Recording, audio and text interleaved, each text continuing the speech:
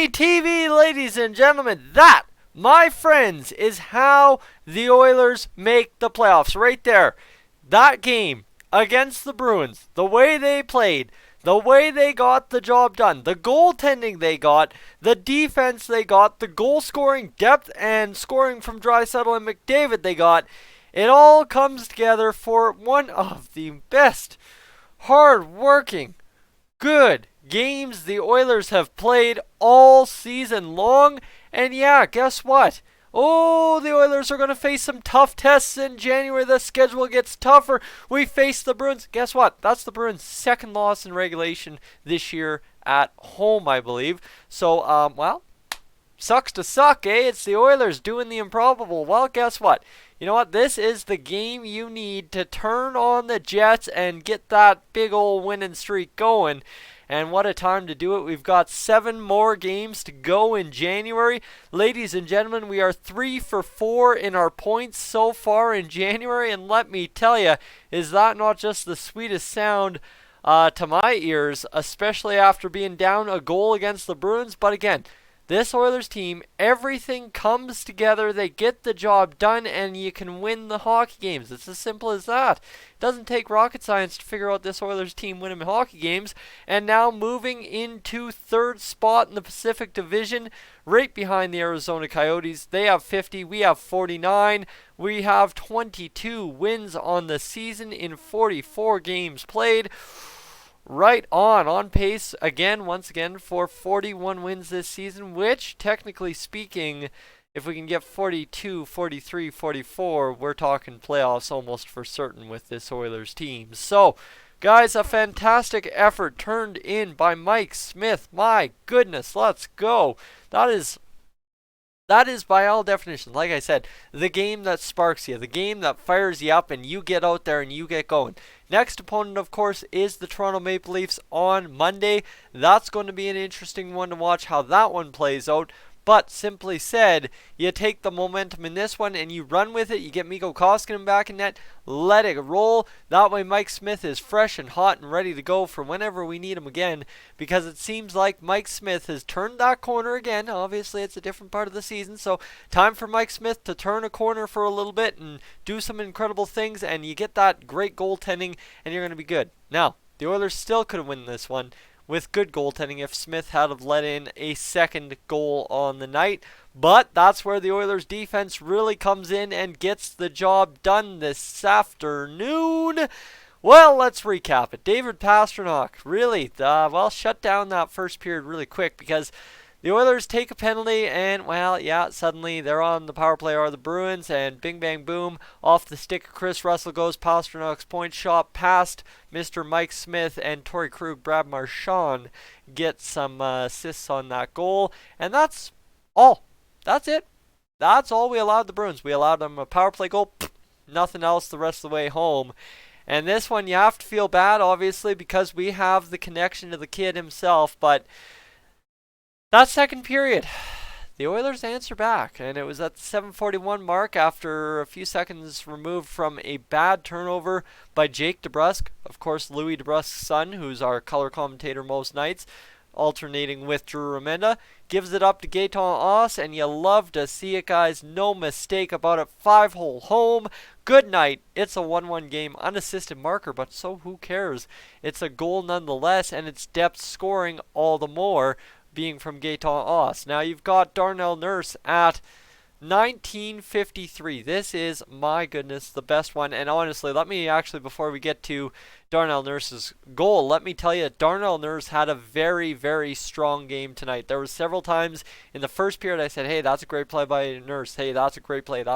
And you know what? It carried out throughout the game, culminating in this 6 seconds left on the clock goal for Darnell Nurse, who just threw it on Jaro Halak. And guys, we have seen Koskinen, we have seen Smith beat by those weak, terrible shots. So many, oh man, I just watched 5 replays in my head where Smith and Koskinen got beat. But guess what? It was the other side today that got beat. Yeah, Jaro Halak gets beat, who's been a fantastic goalie in the NHL this year. Darnell Nurse gets his 3rd.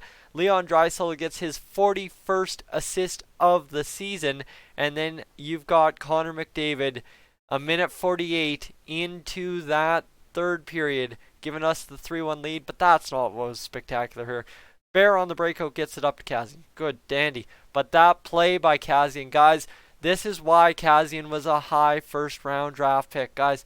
This guy has the skill. He has the talent to play with McDavid, the talent to play with the best players in the NHL. And guess what? Sets McDavid up on a platter and finish the rest. Yes, McDavid was denied on a breakaway earlier in the game, but you know what? You just finish it the second time and all is forgotten, all is forgiven.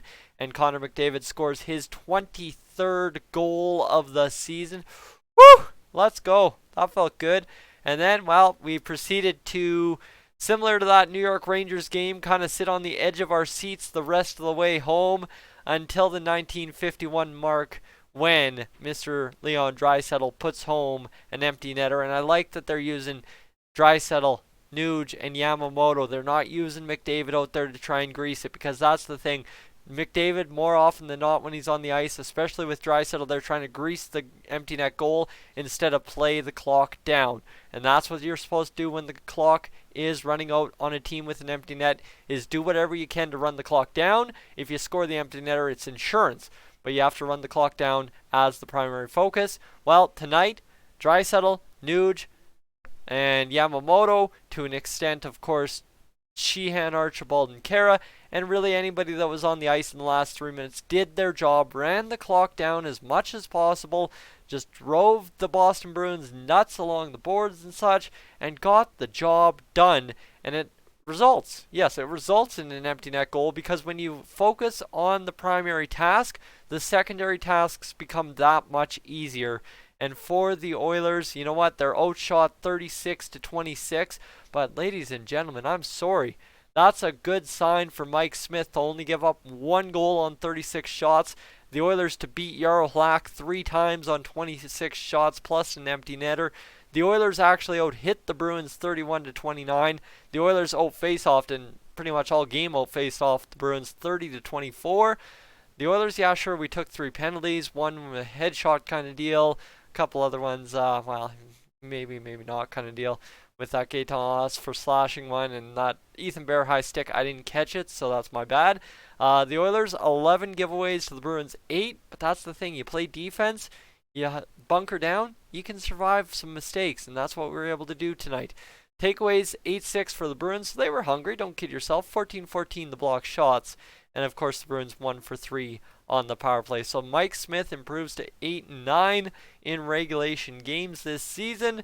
Darnell Nurse gets the game-winning goal, and you've got a .972 save percentage out of Mike Smith, who allows just 1 goal. Jarro Halak at .880, allowing 3 goals against. And yes, on Sportsnet, Mr. Mike Smith is your #1 star of tonight's game.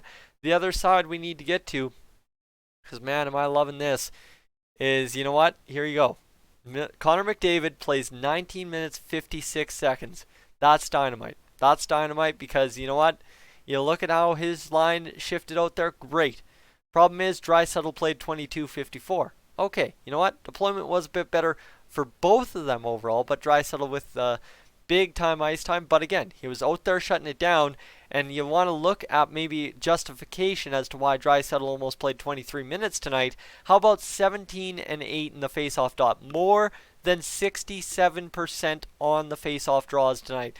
That's going to earn you ice time, and that's okay. You know what? You find a stat like that, you can come to terms with the ice time tonight. Now, that said, I think honestly my best player of the game tonight had to be Darnell Nurse. His effort level was there. The goal, the senses, like things were looking good out of Darnell Nurse tonight. And secondarily to that, another +3 in the column. So I know we, like, a lot of people like to focus on plus minus. I don't, but for you, those of you that do, he was a +3. He had 3 shots on goal, which is tied for second highest on the team outside of Connor McDavid and Adam Larson, who also has 3. And the other side too here, you look at where were we? Adam Larson had a good game.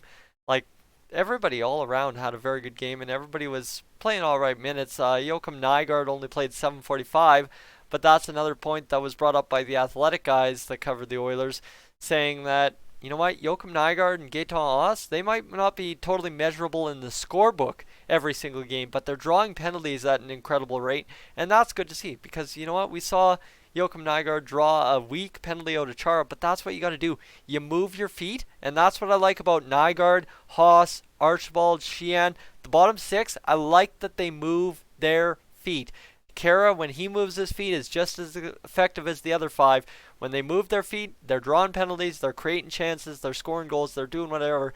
And when that happens, good things happen for the Oilers, like a 4-1 win over top of the Boston Bruins at the TD Garden that hands the Boston Bruins only their second regulation loss of the year. So guys, that's awesome. The Oilers get it done. The Oilers win this one, and it's a feel-good, build on it, go to Toronto, smack them around, victory. Guys, I will catch you, as always, in the next one.